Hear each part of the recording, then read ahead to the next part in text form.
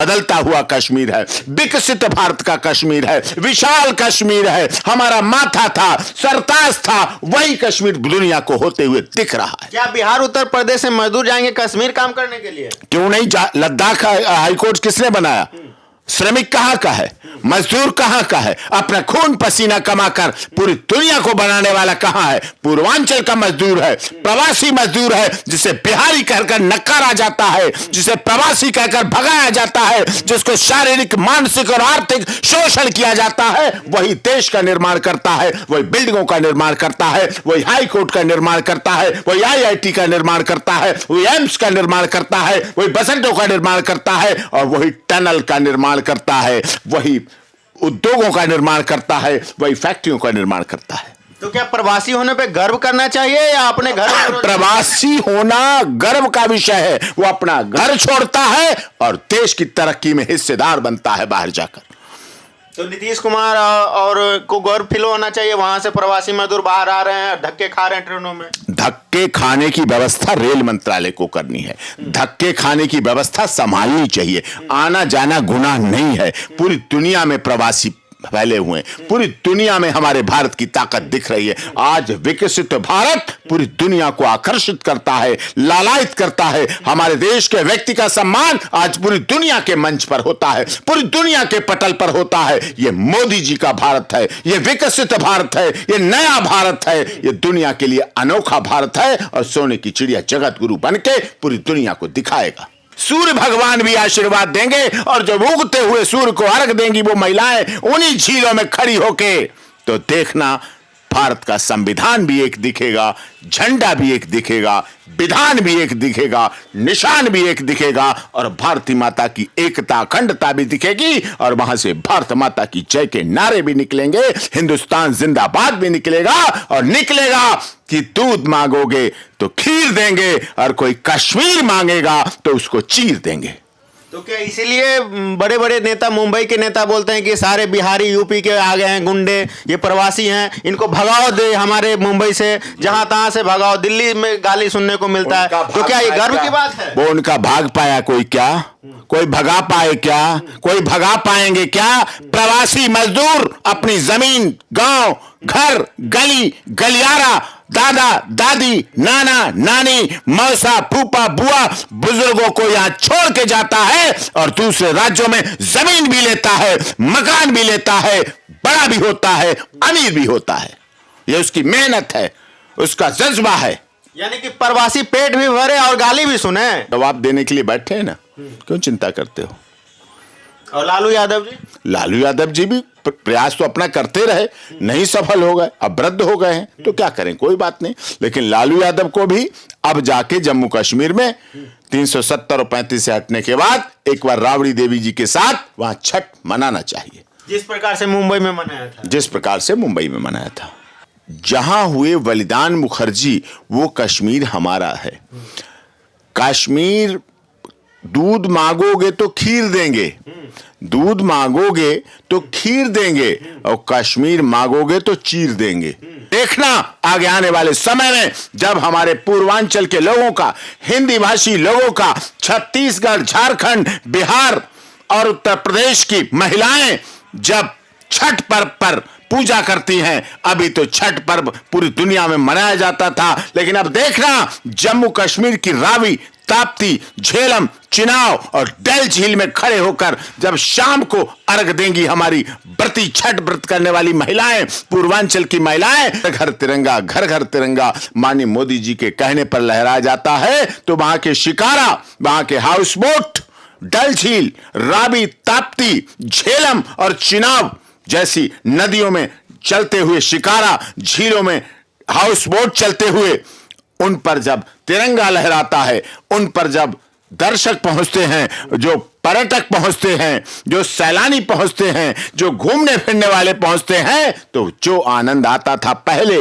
कहा गया था हमारी धरती पर अगर दुनिया में स्वर्ग है तो जम्मू कश्मीर में स्वर्ग है, और आज वो दिख रहा है, स्वर्ग था, है और रहेगा। और जम्मू कश्मीर पे राजनीति करने वालों के खुद के बच्चे तो लंदन में पढ़ते हैं, लेकिन यहां के जो बच्चे जो जम्मू कश्मीर में रह रहे हैं, उनको पत्थरबाजी सिखाई जाती है, उनको आतंकवादी बनाया जाता है, उनको असामाजिक तत्व बनाया जाता है, उनको धर्म के नाम पर लड़ाया जाता है, उनको जेलों में रखा जाता है, उन्हें जिहाद सिखाया जाता है, उन्हें मरने के बाद हूर परियां मिलेंगी, ये सिखाया जाता है। जुड़ने जा रहे हैं सुप्रीम कोर्ट के वरिष्ठ वकील डॉक्टर एपी सिंह जी। और देश में बड़ा ही चर्चित मामला रहा, करीब 4 सालों से जोरों शोरों पे टिका हुआ है और देश की राजनीति भी गरमाई हुई है।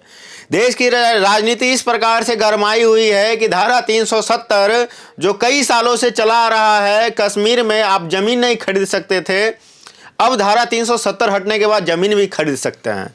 तो गरीब लोगों का भी राय रखूंगा और वकील साहब का क्या राय है इस पे भी चर्चा करेंगे। क्या कहना चाहेंगे सर, धारा 370 हटा या नहीं हटा? नहीं, धारा 370 35 से तो माननीय अमित शाह जी ने जब अगस्त के 2019 में अगस्त में तभी हट गई थी।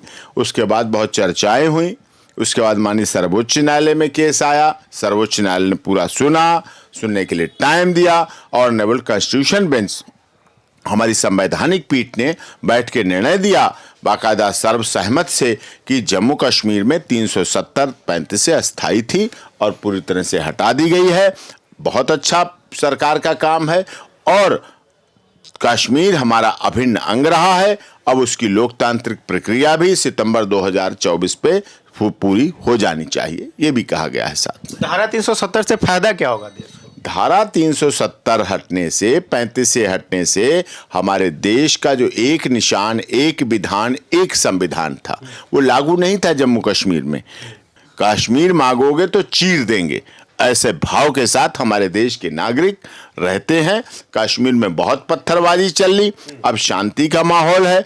अब कश्मीर में हर घर योजनाएं चल रही हैं, जल कल योजना चल रही हैं, गैस सिलेंडर पहुंच रहे हैं, IIT खुल रहे हैं, एम्स खुल रहे हैं, IPS IAS निकल रहे हैं, शिक्षा का क्षेत्र ऊंचा हो रहा है, बेरोजगारी दूर हो रही है, पत्थरबाज मुख्य धारा में जुड़ रहे हैं और ये सब जुड़ रहे हैं।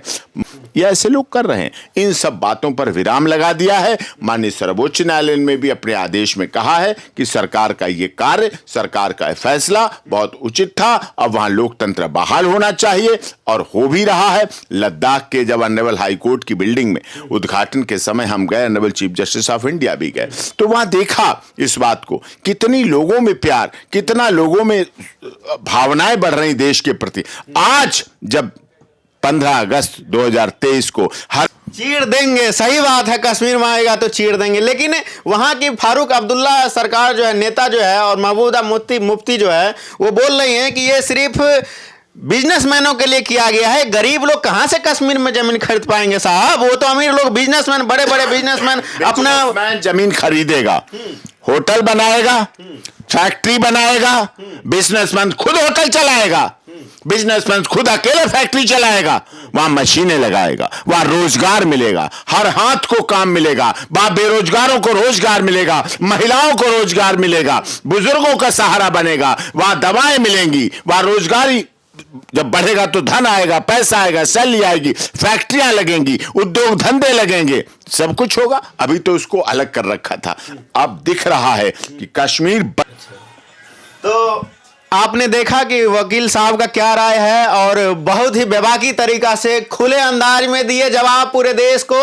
और देश की जनता को। जिस प्रकार से धारा 370 हटा है हमारे देश के नागरिकों के लिए, क्या इसमें राय है? अपना कमेंट जरूर दें। और सर, विपक्ष बोले अपोजिशन की ये हटा ही नहीं, झूठ बोल रही बीजेपी, गलत है। ये देख लो कितनी तारीफें की हमने जब इस 370 और 35 पर माननीय सर्वोच्च न्यायालय के आदेश को माननीय सर्वोच्च न्यायालय में खड़े होकर बोला, तब हमारे पेज डॉक्टर एपी सिंह लार, इंस्टाग्राम डॉक्टर एपी सिंह लार पे पूरी बधाइयों का तांता लग गया। क्या बात आप करते हो? उन बधाइयों को तांता देने वाले भी कांग्रेस के लोग भी हैं, उन्होंने बधाई दी। तो क्या कांग्रेस की वजह से धारा 370 नहीं हट रही थी? नहीं, इच्छा शक्ति की वजह से। मैं ये नहीं कह रहा किस पार्टी, चाहते वो भी होंगे, लेकिन इच्छा शक्ति, where there is a will there is a way, जहां चाह है वहां राह है।